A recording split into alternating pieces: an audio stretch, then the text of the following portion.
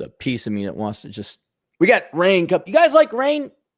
This has nothing to do with the request. I'm just kind of curious if you guys like rain. I love rain, especially when you could sit under an awning, because I'm 2 floors up and I got the 3rd floor's got an awning over it, and you could sit there and the rain will come in, and because we face east, rain comes in from the west, it usually shoots over my head, so I could see the rain, but I stay dry. I just kind of like that. Might be one of those days. Cappy's been real stressed and burnt out recently, so. All right, let's go. Where'd the question go? Where did it go? Where the heck? I had it here.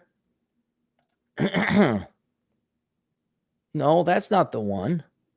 I'm sorry, guys. Give me a second here. I had it. 10 events, that's not it. Divorce most women, no. Narcissistic parents, no. Where to live in Chicago, no. How to enjoy the decline, no. Casual sex.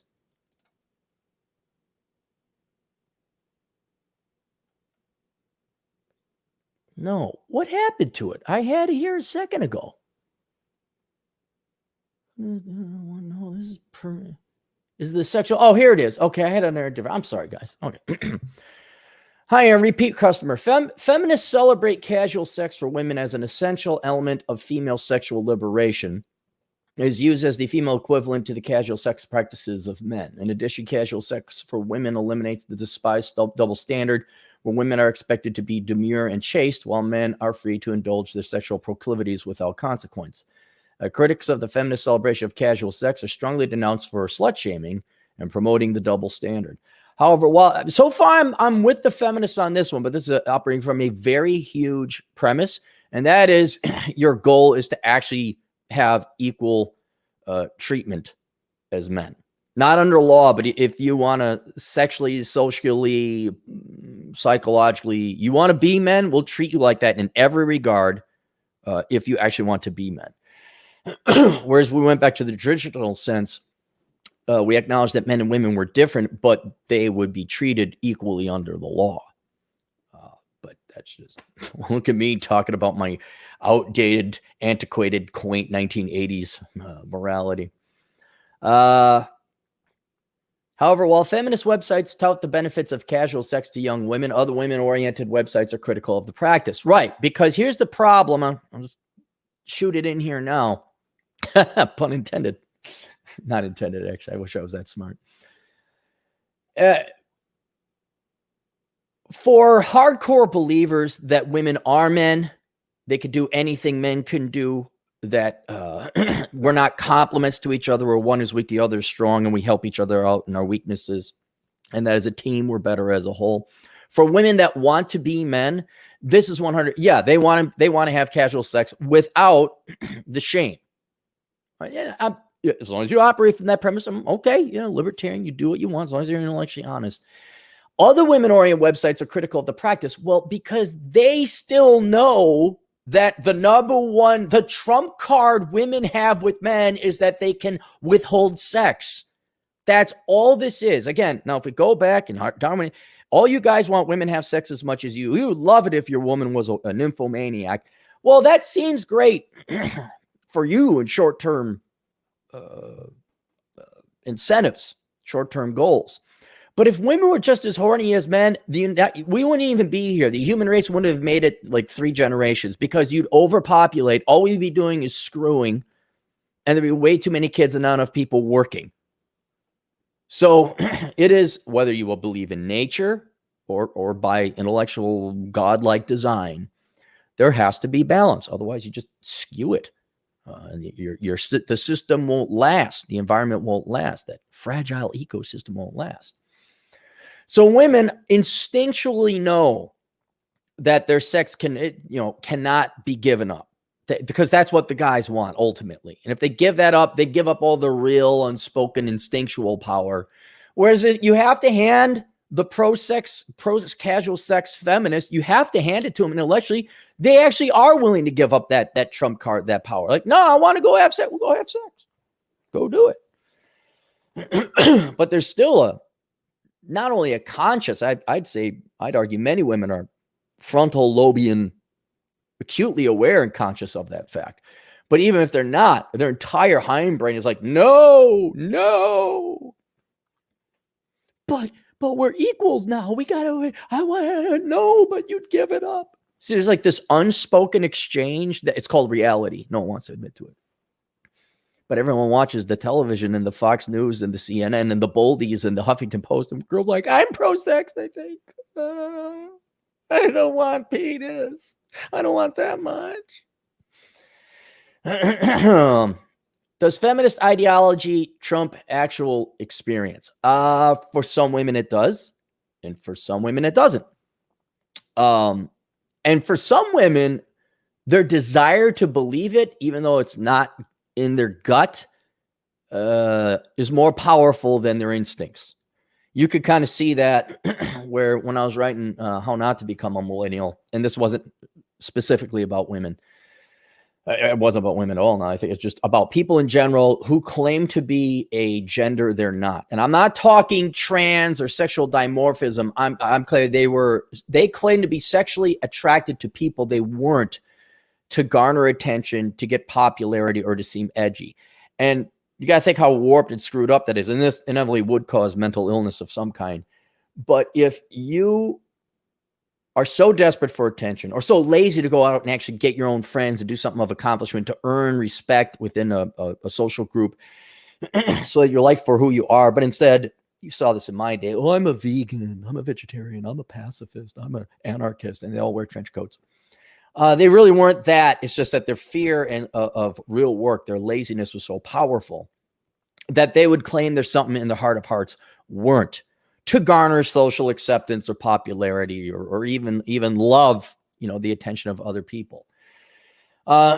So in some cases, yes, an ideology, feminist or not, or a made-up sexual gender or not, or a political position you believe or not, that can actually trump whatever your genetic, biological conditioning or instincts are, or what you know to be heart of hearts to be true. I can't mention who, but there was a gal who claimed that she was a lesbian back in my day at work. And great gal. It was great. We could like scope out chicks together. That is not to be. Well, also I find out she's married to a guy. I'm like, what? I thought she was totally on Team L. What? And it's like, well, then you find out, okay, came from a broken home, abused, and deep down inside, she actually did like guys. For whatever ulterior reasons, there was reasons. I don't necessarily think feminist ideology, but there were reasons she went running towards gals. So all depends. But yes, sometimes feminist ideology will trump instinct, actual experience, but it's not a universal thing. It's not. It depends on the individual. Consider the following. Lane Moore is an award-winning comedian, writer, actor, and musician living in New York City. Award-winning? Is she really good? Is she really? Or because I'm award-winning too, I guess. Her 2018 best-selling memoir, How to Become Alone If You Want to, and Even If You Don't, Moore discussed her experience in the casual sex. Paraphrase: from what I heard, casual sex was really cool. Hang on, I want to see, is it a bestseller? I really want to see. I'm probably going to think so because you mention her.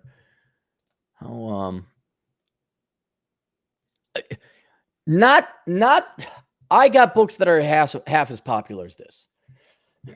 So she had, she probably had a real publisher do this. So it's not. It's just my suspicions were correct. This isn't quite the award-winning thing. Best-selling memoir. I don't know if that's a best-selling memoir. From her, casual sex is really cool. That all these people wanted to sleep with me and that we could sleep together, just sex, no strings attached. It was the worst, mediocre sex with people I hardly knew, hardly cared about, who hardly knew and hardly cared about me. It felt hollow and sad every time. Then one day I was just done with the pretending. Okay, there you go, the pretending. I was too cool for it. I just couldn't do it anymore. Yeah, and look, I'm not saying there's not conflict between your instincts and genetics and what you then decide to execute, either because of ideology, laziness, a desperate desire to belong or be popular. Not saying that. But this is a perfect, yeah, I mean, inevitably, maybe your instincts override in the end. Shan Boudram is a certified sex educator. What's a certified sex educator? What is it? Where do I go to the sex educator school? Where do I go to that? Shan Boudram is certified sex educator and dating expert. Boudram is a best-selling author with her book Laid. Oh, is she? Boudram Laid. What? Amazon. Is this probably is more best-selling? No, dude, 37 rate. This is a nobody. 37 reviews. Boudram is a best-selling author. She's not. No, she's not a best-selling author. She isn't. She currently lives in Los Angeles. Her book she writes about casual sex. It's the fast food version of Get What You Really Want. Be that love, attention, rebellion, and orgasm. Just something to talk about. After the first few bites, you realize that the momentary relief is not going to make up for the crappy feeling you're probably going to have later. In his videos, why so many women are promiscuous, the 1,000 cock stare, Coach Red Pill. Okay, I know Coach Red Pill. He actually probably has more pull than any of these gals or guys. Claims that multiple casual sex encounters greatly reduce a woman's sexual marketplace value if men know about it. If men know about it. And permanently, see, this is like a gal can have a ton of sex with a ton of different partners. How does a guy know? You don't. You can't tell. The second she has a kid, that's physical. You're like, whoa, no. I mean, she will go down 2 full points in sexual market value. And permanently damage her pair bonding ability with men. That there is empirical evidence to prove true. I don't know conclusively true, but they did that, how many sexual partners and then what is it, percent divorce and all. That is, and just, the number of people, the number of time you've been married before, it's a downward spiral. It makes you worse off and less able to finally pair bond and stay married forever. The result is fragile and stable relationships, misery, and loneliness. Casual sex appears not to have a corresponding negative effect on men. Yeah, because evolutionarily speaking, we are supposed to throw our seed all over the place. That's the mating strategy. Plus, I would argue that for most of men's existence, it was you're either a slave, getting killed in war, toiling somehow. You really didn't. We get to stay in the lower levels of Maslow's hierarchy of needs. We get to work in the bowels of the Titanic. All right. Whereas ladies in general don't have to worry about going to war and getting shot up and toiling in the fields. They get to sit on the upper decks, as it were, and sip espressos and complain about the Prosecco not being as bubbly enough. Then where if you, me, or anybody else were to come up from the lower echelons of the Titanic and like have a ham sandwich and there's not grease and smoke, billowing everywhere, like, oh, it was a great ham sandwich. So yeah, we don't have time to like, whoa, how many women did I have sex? We got bigger, more important things on our mind. Casual sex not to have the corresponding negative effect on men. It can be a positive experience by promoting man's sexual competence and confidence. Yes, I got a video request here. Guy wants to know if I think he's a single father. He wants to know if that's going to hurt his sexual market value. The answer is probably no. Because I've seen other single fathers and women go, oh my God, a woman fucked you. And oh, I want you. I've seen that. That's, it's what is it? Social proof. If you got a gal, you have a girlfriend, your chances of finding another girl are increased. If I went ballroom dancing where I had a hot girl on my arm, I could get any other gal to dance with me. We even had it, though this is more due to the dancing, not necessarily social sexual proof, where you grab a buddy of yours who is female and you dance with her a couple times on the floor. So every gal saw that you knew what you were doing. Whereas, and it happened to me one time, I was in my suit. I looked as good as I could. I didn't have my ringer with me. And I asked 31 girls to dance at the Times Cafe, and all of them shot me down. Meanwhile, like, you couldn't have asked for a better environment. There was a dance floor. There was a great band playing. It wasn't too loud. Wasn't too fast the music. And I was like, okay, cool. That was a particularly lessening of my opinion of women experience where I'm like, okay, it doesn't get any. The only way it gets better is if you ran into a 6'1" banker, ballroom dance instructor with his own bleep in place. You know, that's about it. That's the only way I can think I could improve this, ladies. It's the only thing else I could give you. I mean, if maybe I get my Prince platform shoes, you wouldn't know because it was a dark place. It could be a positive experience by promoting men's. Yeah. It's proof that you can get other gals, and then other gals want to get with you. Perhaps this is a function of the evolutionary psychology, male mating strategy, encouraging non-committal sex with multiple partners. Right, it is. Dude, Genghis Khan, I mean, arguably the most successful reproducer in the history of humans, all he did was went around and raped and pillage. Right? Now, some gals obviously didn't want to sleep with him. But from the men's perspective, yeah, it's like, get the seed out there. We don't like, oh, we need a pair bond. It's like, no, we want to make a deposit and get the F out. Questions: is the sexual double standard between men and women a biological reality and not a normative social construct? Yes, it is a biological reality.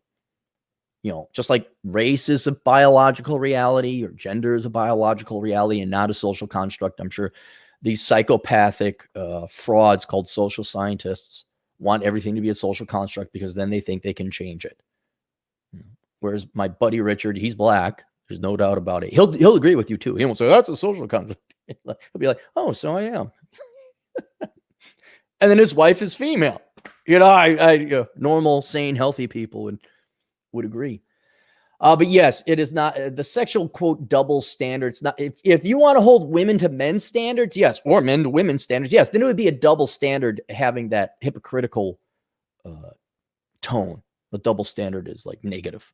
Like, oh, that's not right. Yeah, well, yeah. If women want to try to be men or men want to try to be women, which you're not, you're going to fail miserably at it. But in biological reality, it's a balance where you admit men and women are different, and then it makes sense. Should the sexual double standard between men and women simply be recognized and accepted rather than judged and condemned as sexual politics? Yes, but getting back to what I was saying before, what do these worthless people have else to do in their life? Could they just say men and women are different? Could they just leave it at that? No. This is what they have to obsess about and try to squeeze some kind of blood out of a turnip to make a career out of. You know, that's, I mean, a lot of these people, that's all they get. Look at women's studies majors or women's studies professors. Do you think they're actually having sex or enjoying the opposite sex, even the pro-sex ones? All they do is obsess about their politics. And what's sad is it's not like I study toenail studies and I get obsessed about toenail studies. I know everything there is to know about toenails. Not like I'm a pedologist, whatever, a doctor of feet. I just really, really want to study toenails. Toenail fungus, how do you paint them, toenail health. It's still just a toenail. Doesn't matter how much, but you know, if I'm a really worthless, lazy person, I got nothing else to do. I'm going to go major. I got my doctorate in toenail studies. And I obsess about toenails when who cares? Toenails are a social construct. No, they're just toenails. You have a doctorate in it? What kind of an idiot are you? Why don't you just accept the fact that it's a toenail? There's no male or female or, you know, buying it. There's not, it's just a toenail. It's just male and female nature. Why don't you accept that? Because then I'd have to give up my toenail studies and I'd have to, get a real job or something. Do multiple casual sex partners profoundly and permanently psychologically damage a woman's pair bonding capability? Yes. Based on the data I've seen, yes. Logically, it stands too, because if a woman was, she got impregnated by a guy and then the guy left, oh, she's totally screwed. So yeah, women needed to find a guy back in the olden days. You needed a guy around to be a provider and a protector. That was absolutely critical. And if he was whisked away or killed, oh, it was horrible. Absolutely horrible. So women are definitely, they want a pair bond. No doubt about it.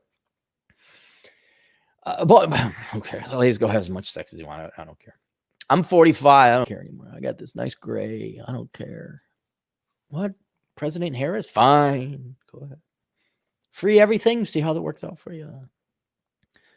In your opinion, based on your experience and your awareness of the experience of other people, is casual sex psychologically damaging for most women? Yeah. I'd say, I don't know if it's psychological. It does not improve your psyche. I mean, when we say damaging, I'm thinking like you're a completely broken, dysfunctional person. Gals have 2 or 3 sexual partners, fine. But if you're going up into like, well, let's take for me example. I did 30 by 30. Okay. which is pretty high for guys, actually. I think if you want to believe the sexual studies, I'm like, oh, I thought there were guys doing a lot better than me. And there are, but I think it's like the top 5%. It's not like, oh God, what's the feelings and the emotion? Like, no, I banged 30 chicks. I could continue to function. A gal has 30 different cocks in her.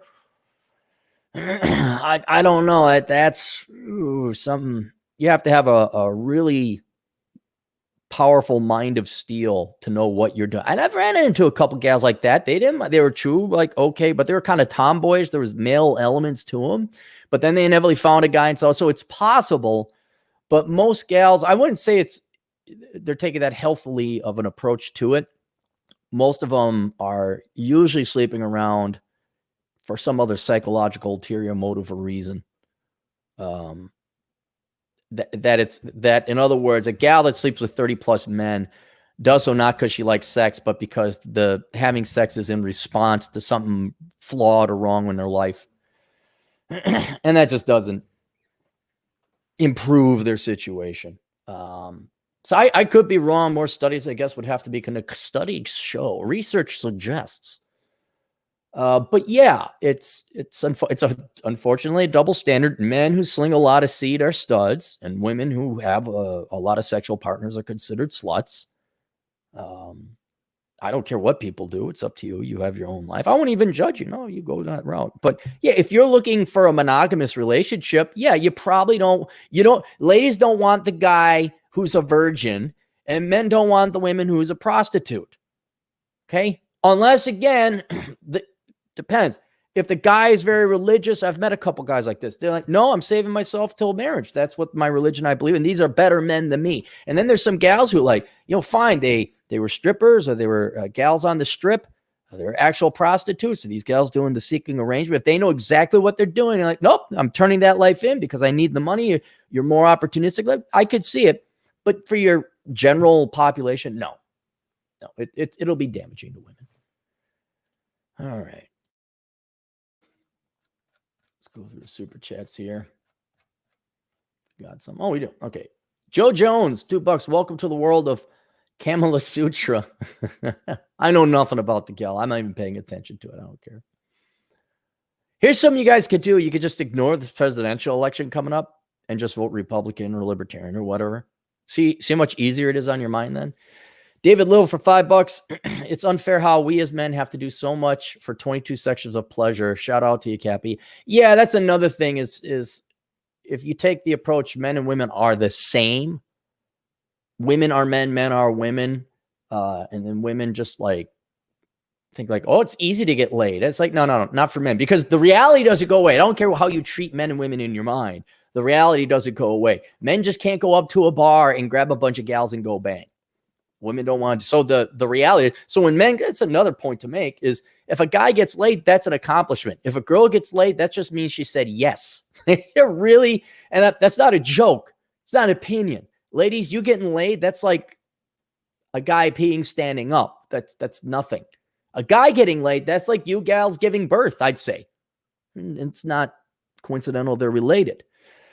But yeah, it's not an accomplishment for women to get laid. Jeremiah Humans for $2. Hello from Springfield, Missouri. Hello, Jeremiah.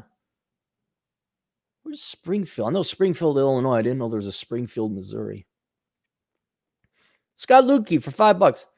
With how bad STDs are spreading, I'm hesitant to mess around nowadays. A quick Google search, more than 3 million herpes cases. Yeah, there's a whole chapter about STDs and the millennials.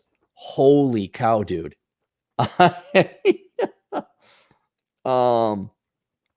Not much of one for porn and staying in the basement and jerking off, but boy, maybe staying in the basement and jerking off instead of scratching your balls all. Yeah.